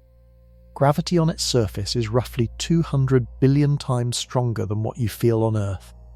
It is the densest stable object known to physics. But even a neutron star lets light escape. Photons climb out of its gravitational well, losing energy as they go, shifting toward red. But they make it. Push the density even further. Compress the same mass into a smaller volume. At some point, the escape velocity, the speed needed to break free from the gravity, exceeds the speed of light. At that point, nothing escapes. The object has become a black hole. The boundary where escape becomes impossible is the event horizon. For a black hole with the mass of the Sun, it spans about 2 miles across. For supermassive black holes at the centres of galaxies, it can extend wider than our entire solar system. Anything that crosses the event horizon is gone. Information about it cannot leave. This creates a crisis physicists have argued about for decades. Quantum mechanics says information cannot be destroyed. Every event has a cause, and in principle. If you knew the complete quantum state of a system, you could trace it forward or backward indefinitely. Information is conserved. But a black hole appears to destroy information. Whatever falls in, its quantum state cannot escape. When the black hole eventually evaporates through a process predicted by Stephen Hawking in 1974, it releases radiation that carries no information about what fell in. The information appears to be gone. This is called the black hole information paradox. It remains one of the deepest unsolved problems in physics. Multiple researchers have changed their minds across decades of debate. The resolution requires a working theory of quantum gravity, which does not yet exist. Some physicists believe information leaks out subtly in the Hawking radiation, encoded in correlations too faint to detect with current tools. Others think the paradox means one of our two great theories. Either quantum mechanics or general relativity needs fundamental revision at the scales where they collide. Light brought us to the edge of this problem, and we cannot go further until we understand what happens to light and to information at the most extreme boundary the universe contains. The scale of black holes in the universe is worth pausing on. The supermassive black hole at the centre of the Milky Way has a mass about 4 million times that of the Sun. Its event horizon spans roughly 15 million miles across, wider than the distance from the Sun to Mercury. Other galaxies harbour black holes far larger. The black hole at the centre of the galaxy, called Messier 87, which made history in 2019 when its shadow was photographed for the first time, has a mass 6.5 billion times that of the Sun. Its event horizon spans a region wider than our entire solar system. These objects are not theoretical. They have been imaged and their masses measured with precision. The boundary where light cannot escape, the most extreme address in the universe, is a real physical thing that exists in every galaxy we have ever studied, and every piece of evidence we have about them came through light. X-rays from infalling matter, radio waves from jets of plasma, the bent paths of nearby stars, the faint silhouette of the event horizon against a glowing background. The objects that trap light permanently are known only through the light they could not quite hold. Long before the universe's deepest mysteries were on the table, astronomers faced a practical problem. How do you measure distance in space when you cannot go there? On Earth, you can pace out a distance or use a measuring tape. In space, you cannot. The distances are too vast. Even our fastest spacecraft takes years to cross the solar system. Reaching the nearest star would take tens of thousands of years at current speeds. Astronomers solved this with light, building a ladder of distance measurements that reaches across the entire observable universe. The first rung is parallax. Hold your finger up and look at it with one eye, then the other. Your finger appears to shift position against the background. That shift comes from the different angle of each eye. Measure the shift and the distance between your eyes, and you can calculate how far your finger is.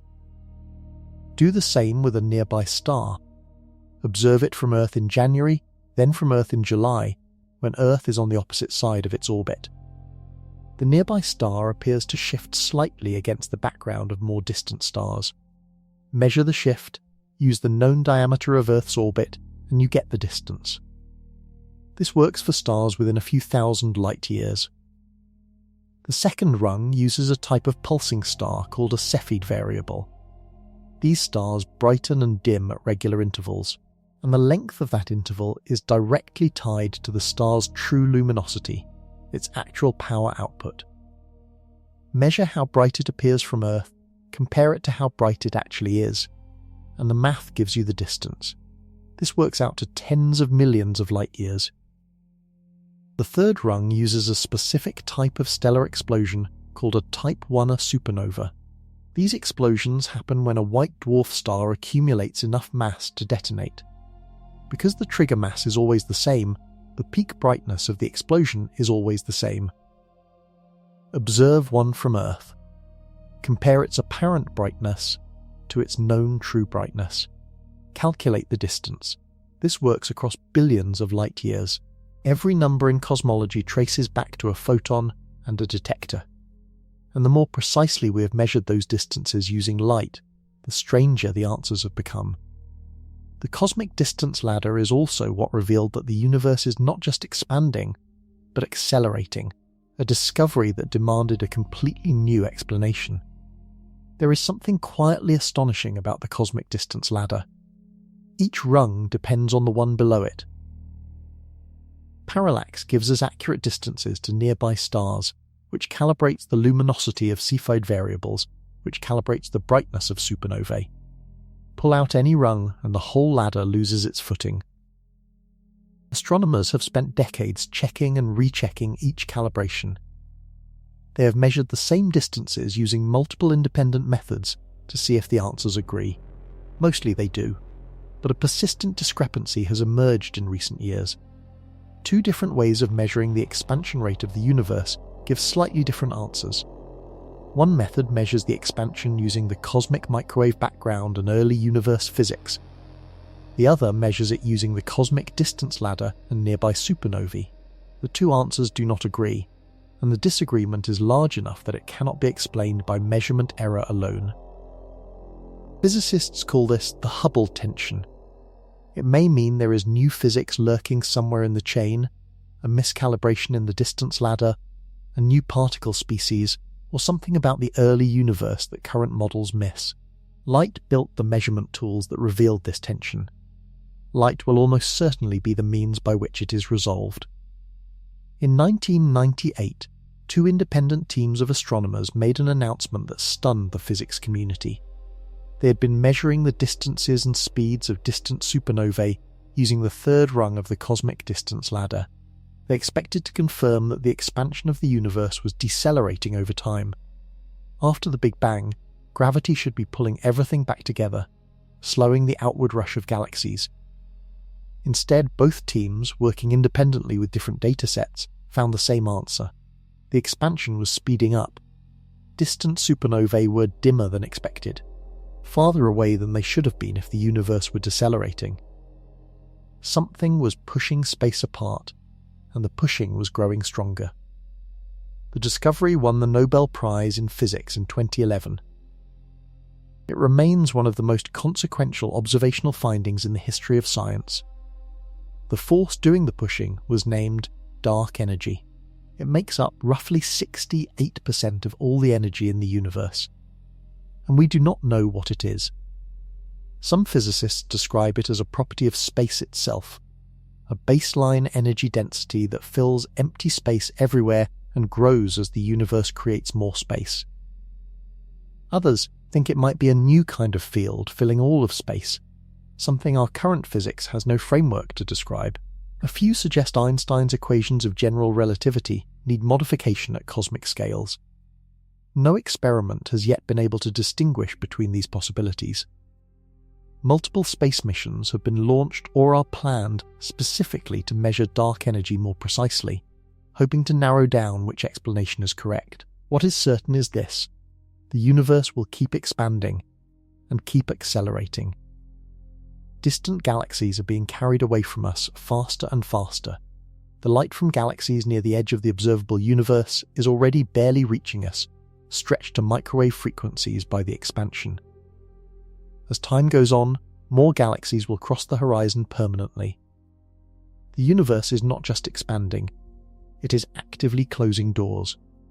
And the agent that revealed this to us, the light from those ancient supernovae, crossed hundreds of millions of light years to deliver the news, arriving at our telescopes having experienced 0 seconds of that journey. The timing of the dark energy discovery is worth appreciating. For most of human history, the question of whether the universe was expanding, contracting, or static was simply unanswerable. Edwin Hubble confirmed expansion in 1929 using light from distant galaxies. For the following 70 years, The assumption was that gravity would eventually slow the expansion. The only open question was whether gravity would be strong enough to eventually reverse it. The supernova teams were trying to measure how much the expansion had slowed. They were not expecting to find that it had not slowed at all. The announcement was initially met with skepticism. Two independent teams reaching the same conclusion from different datasets made that skepticism hard to sustain. By 2001, the evidence was overwhelming. Dark energy redrew the future of the universe. Before the discovery, a universe that eventually contracted back into a big crunch remained a real possibility. After it, the evidence pointed to a universe that expands forever, growing colder and darker across timescales that dwarf anything in current human experience. The photons from those ancient supernovae crossed hundreds of millions of light years, experienced 0 seconds of their journey, and upon arrival rewrote the predicted ending of the universe. Few messages in history have carried more weight. Right now, in the dark between galaxies, photons are travelling that were emitted before Earth existed, before the sun ignited, before the solar system formed from a cloud of gas and dust, before any of the atoms in your body were assembled inside a dying star. These photons have been moving, uninterrupted, for longer than our planet has existed. And they will keep moving. A photon does not decay, it does not slow down. Nothing in the vacuum of space wears it out or breaks it down. As long as nothing absorbs it, a photon continues at full speed forever. There is no theoretical limit to how long a photon can travel. The universe is approximately 13.8 billion years old. The oldest free photons we know of have been travelling for close to that full span. But the universe will continue to exist for an almost incomprehensible duration beyond that. Stars have finite lifespans. The sun will burn for roughly another 5 billion years before exhausting its hydrogen fuel and expanding into a red giant. Massive stars burn faster, sometimes only a few million years. Eventually, over timescales of tens of trillions of years, all the hydrogen available for fusion will be used up. The era of stars will end. After that, the universe enters what physicists call the degenerate era. Brown dwarfs, white dwarfs, neutron stars, and black holes persist in the dark. Galaxies with no new stars forming gradually go cold. Over timescales that make the current age of the universe look like an afternoon, even white dwarfs cool and fade to black. The universe goes dark. But the photons already in transit? They keep going. A photon fired into deep space tonight, heading away from all matter, would be travelling through the degenerate era, through the black hole era, through whatever comes after that, completely unchanged. 186,000 miles per second. Forever, the universe goes dark and stays dark. Ancient photons from the age of stars cross the emptiness, carrying in their frequency a record of a time when the sky was full of burning suns. From those photons' mathematical frame, they were created and they will be absorbed in the same instant. But from ours, they are the universe's longest travellers, the last light of an era that no longer exists. The era of star formation itself has limits. The universe is currently somewhere in the middle of its star-forming period, still producing new stars from collapsing gas clouds. But the rate of star formation peaked several billion years ago and has been declining since. The universe has already used most of the raw material available for making stars. Scientists estimate that the universe will continue forming stars for another 100 trillion years or so before the available gas is exhausted. That sounds enormous. But measured against the full predicted lifespan of the universe, even 100 trillion years is a brief early chapter. After that, no new light, only the fading glow of existing stars as they burn out one by one over timescales that stretch far beyond any familiar unit of time. The photons emitted by those last stars in a universe that has long ago fallen dark everywhere else will keep crossing the void long after their source has cooled. Travelling toward no destination in particular, spreading outward with nothing to absorb them, each photon created from the beginning until the last dying star carries the same property. 0 seconds of experienced time, 186,000 miles per second of motion. No decay, no memory, no awareness that the era that produced it has ended. The universe forgets. The photons simply travel. Imagine you could shrink yourself to the size of a photon, massless, moving at light speed the instant you come into existence. Einstein asked a version of this question when he was 16. What would a beam of light look like from the side if you could pace alongside it? He eventually realized the question itself was unanswerable, because you cannot pace alongside light. Light always moves away from you at full speed, regardless of how fast you are moving. But physicists have worked out the mathematics of what the universe would look like as you approached light speed, using the equations as a window into the limit. At 90% of light speed, something called relativistic aberration becomes dramatic. Light from all directions in front of you gets concentrated into a tighter cone. Stars that should be spread across the forward sky crowd toward a single bright point directly ahead. Stars behind seem to fall away. The sky warps. At the same time, frequencies shift. Radiation from the direction you are moving gets compressed to higher frequencies. Everything ahead blazes in ultraviolet and then X-ray light. Everything behind fades toward red and then infrared and then darkness. Push closer to light speed, and the forward cone tightens further. More and more of the universe concentrates into a smaller and smaller patch of sky ahead. At the mathematical limit of light speed, that patch closes to a single point. The entire universe, all of its stars, all of its galaxies, all of its radiation, collapses into a blazing dot at one location directly in front of you. The rest of the sky is completely dark. From the photon's frame, the star that emits it and the detector that absorbs it are in the same place at the same time. All of space has folded into a single point. 0 distance. 0 time. The universe compressed from every direction into one dimensionless instant. This is not a metaphor for how light feels. The photon feels nothing. But the mathematics describe this behavior, and those mathematics match every experiment ever conducted. The universe genuinely does this, and it has been doing it to every photon since the first moments after the Big Bang. Something about that deserves a moment of stillness. The relativistic aberration effect gives us something concrete when thinking about extreme speeds. An object moving at 50% of light speed sees the forward sky compressed and the backward sky expanded in a precise, calculable way. At 90%, the effect is dramatic. By 99%, most of the visible sky has concentrated into a small bright disk ahead, surrounded by darkness. This effect has been computed, verified in principle against quantum electrodynamics, and used in the design of particle accelerators, where beams moving at near light speed emit radiation in a highly forward concentrated cone.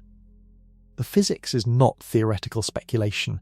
It is engineering reality at the facilities that probe the smallest known structures in the universe. The extreme version, what happens at exactly the speed of light, cannot be directly measured, because nothing with mass can get there. But every data point along the way confirms that the equations describing the limit are correct. The universe collapses to a point for the photon. The photon knows no journey, only endpoints. And those endpoints are separated by as much of the universe's history as any given photon spans. Some photons span seconds, some span billions of years. From the photon side, both are identical. 0, from the universe's side, those two cases could not be more different. The same particle, the same laws, no experience either way, connecting moments separated by all of time. Here is something that does not get said enough. The universe has a fundamental limit on how much any part of it can ever know about any other part. Information travels, but it travels at a maximum speed of 186,000 miles per second. Anything that happens beyond a certain distance has not yet had time to send its signal to us.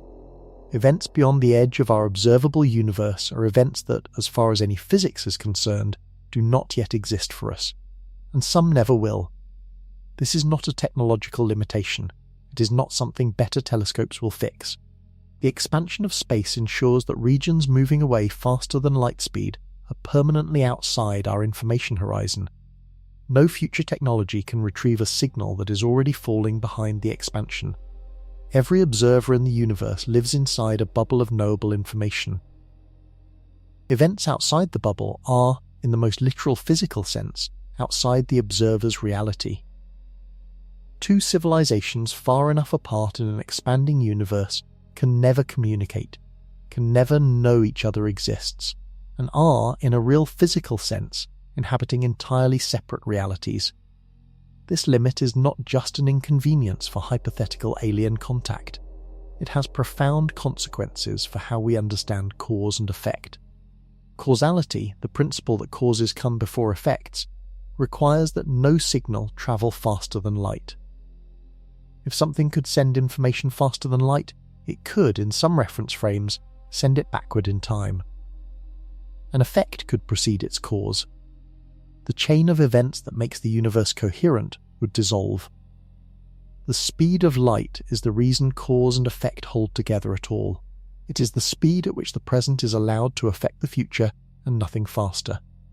The universe enforces it without exception. Einstein's special relativity showed that going faster than light would require infinite energy for any massive object. Quantum mechanics shows that even entanglement, which seems non-local, cannot carry usable information faster than light. Both of the universe's master theories converge on the same hard wall. The speed of light is not just a number describing how fast something moves, it is the structural boundary between the knowable and the unknowable, between what is causally connected to you and what is, in every meaningful physical sense, in a different universe. Light is not just fast, it is the reason reality holds together. Think about what that means for any intelligence trying to understand the universe. No matter how advanced the technology, no civilization can observe an event outside its past light cone. The information has not arrived yet. In some cases, the expansion of space ensures it never will. The speed of light is finite. The universe is vast and expanding. The result is a permanent ignorance every observer in the universe shares. There are, in principle, infinitely many regions that have never exchanged a photon with our observable patch. We cannot observe them. Causally, they are in different universes. Our observable universe is just one patch of what may be an infinite cosmos. Physics built on observations from our patch may or may not apply universally. We have no way to check. The speed of light, while giving us our most reliable tool for exploring the universe, also defines the permanent horizon of what that tool can reach. Every photon arriving at our instruments represents the universe communicating across that gap, and every photon that cannot reach us represents a question that will never be answered. Shine a flashlight straight up into the sky tonight. The photons leaving the bulb will travel at 186,000 miles per second. They will clear the atmosphere in a fraction of a second. They will cross the distance to the moon in just over a second. They will reach Mars, depending on where it sits in its orbit, in somewhere between 3 and 22 minutes. And they will keep going, past the outer planets, into interstellar space, through the vast emptiness between star systems, past whatever other civilizations may or may not exist in our galactic neighborhood, with no way of knowing they are being watched. And they will keep going, through the Milky Way, into the space between galaxies, a void so large that the distance from one galaxy cluster to the next is measured in hundreds of millions of light years, and they will keep going. When the sun swells into a red giant and swallows the inner planets, those photons will still be crossing space. When the Milky Way and Andromeda merge into a single irregular galaxy over the next several billion years, those photons will be somewhere in the intergalactic dark, still travelling. When the last stars sputter out across the degenerate universe, those photons will be the only things in their vicinity still carrying full energy. Long after the last star has cooled, the photons from your flashlight will be crossing a cold, dark, nearly empty cosmos, still at 186,000 miles per second, still carrying the imprint of a moment on Earth when someone pointed a light at the sky. From the photon's mathematical frame, they were created, and they will eventually be absorbed in the same instant. Your lifespan, the sun's lifespan, the lifespan of the universe's stars, all collapse into a single point of photon experience that contains no experience at all. But from our frame, those photons are travellers, witnesses, the last moving things in a universe that has gone still everywhere else. And the universe, vast and dark and ancient, will carry them silently forward. This quality, the photon as a permanent traveller with no decay date, turns light into the most durable storage medium in the universe. Information encoded in a photon's frequency, its polarization, its direction of travel, persists indefinitely as long as nothing absorbs it. Consider what that means for the light emitted by Earth. Radio waves from the first radio broadcasts have been expanding outward from Earth for over 100 years. They now form a sphere 100 light years across. The earliest transmissions are already past thousands of star systems. If any of those systems harbour receivers capable of detecting them, they would pick up signals from the early 20th century. Old radio programs, early radar pulses, the first television signals, all of them still moving outward, still intact, still carrying the information they were encoded with. The photons from your flashlight join that expanding shell of Earth's electromagnetic history, added to the sum total of everything this planet has ever emitted into space. Earth has been sending light into the universe since the first living organisms produced chemical energy billions of years ago. The photons from those ancient biochemical reactions have already travelled billions of light years. They are somewhere out there, still moving. In a universe that will eventually go dark and cold, those photons carry the only record of what was here. What happened? What briefly, improbably, existed, and they carry it outside of time, as they always have. Step back from everything this journey has covered. A particle born with no mass, moving at the maximum speed the universe allows the instant it exists, crossing any distance in zero time, carrying information across billions of years without losing a single bit of it, bending around massive objects, shifting colour when climbing out of gravity, passing through two places at once when unobserved, connecting entangled partners with correlations that have no local explanation. Light is strange, deeply, fundamentally strange, and that strangeness is not random. Every unusual property of light points toward a structural truth about the universe. The fact that light has a fixed speed for all observers led Einstein to special relativity. That revealed that time is not absolute. That led to the understanding that space and time are the same fabric. That led to general relativity. General relativity predicted black holes, gravitational waves, and the expansion of the universe. All confirmed. All found using light as the primary tool of measurement. The fact that light comes in discrete packets, photons, led to quantum mechanics. That revealed that particles exist in superposition. That reality at the smallest scales is fundamentally probabilistic. That measurement affects what is measured.